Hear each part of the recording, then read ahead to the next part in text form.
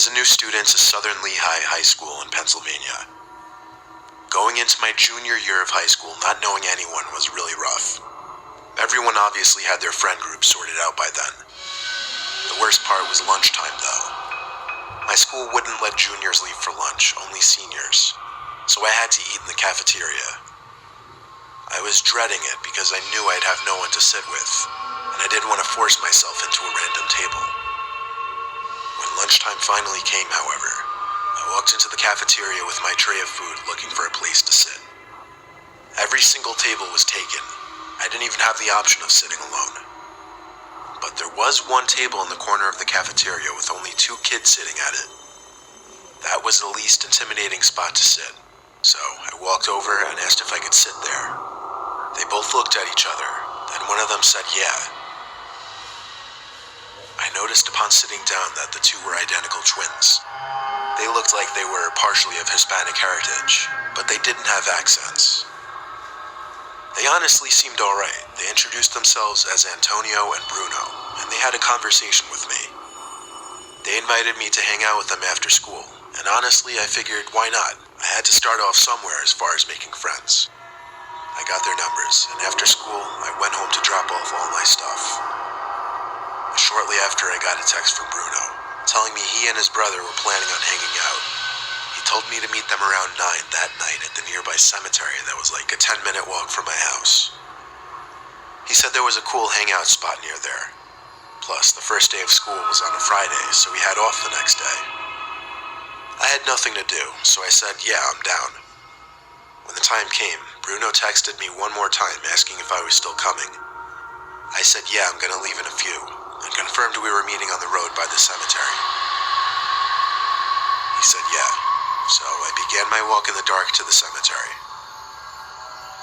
The longer I walked, the more I thought about my whole move and being the new kid in high school, and thinking about the fact that I was literally walking to a cemetery at night to hang out with 2 kids I just met. But anyway, I got to the little road next to the cemetery and asked Bruno where they were. He started typing right away, and he said they were in the woods hanging by a small lake that they wanted to show me. Then he promptly sent his location. So I made my way into the woods, pushing branches out of my way, using my tiny phone flashlight as my only light. I started calling for Bruno and Antonio as I felt like I was close enough, according to the location he sent me at least. Suddenly I heard footsteps, so I stopped. Definitely footsteps approaching me, but they were very low and slow. I called out that they better not be trying to scare me. When they weren't answering me though, I decided this was stupid. I turned and started walking back towards the road.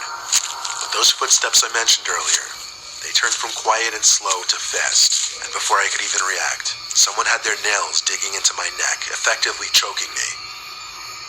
I heard a familiar voice screaming, grab him, grab him. I managed to break free from this sort of chokehold and sprinted towards the road. I know they followed me until the tree line by the road. I was faster than them, and I could run for miles. And that's what I did. I ran straight home and told my parents.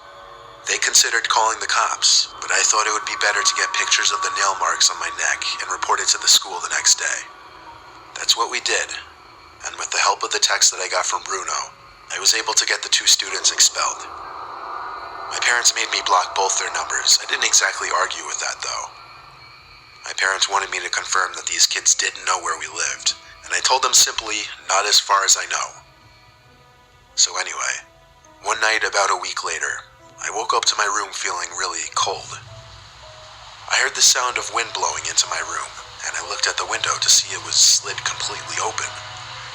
I wondered if my mom came in to open it, but that would make absolutely no sense. It was like 50 degrees out that night. I walked over to it and looked down below. A few feet below my bedroom window, there's a part of the exterior of my house that comes outward, creating a sort of ledge underneath my window that my father always told me to jump onto in case of a fire. I shut my window and walked over to my parents' bedroom. I gently knocked and opened the door, and my mom groggily asked what. I had to ask her if she opened my window. She sat up saying, no, why? I told her in a louder, more concerned voice now that my window was opened all the way by somebody, She started shaking my dad to wake him up and go check my room with me. But when he woke up, he told me to grow up and go back to sleep. I left my parents' door open as I walked back down the hall to my room. Then, I picked up on something that I'm surprised I picked up on. My door. It seemed to be half shut now, as opposed to completely open when I left. I pushed the door open just a little bit so I could get a look through the crack and see if, someone was behind the door. Even though I had the thought of the possibility, I never could have actually expected to see it. There was someone hiding behind my door. I screamed for my dad like a little girl. I screamed so loud I'm sure it could be heard 3 doors down. Then my door suddenly slammed shut, just as my dad came rushing out of his room over to me. I screamed there's people in my room, so he barged into the room and turned the light on. At that moment, we saw the leg of a person jumping out my window. My dad ran to the window, then downstairs and out the front door to attempt to chase them down. But he came back a few minutes later out of breath, saying he didn't see anyone. Full of energy and fear, I swore it had to be those twins that I got expelled. My dad called the police, and I had to talk to them when they arrived, explaining the whole story back to the incident in the woods. My father backed up my story, but without proof of who entered, they said there wasn't anything they could do.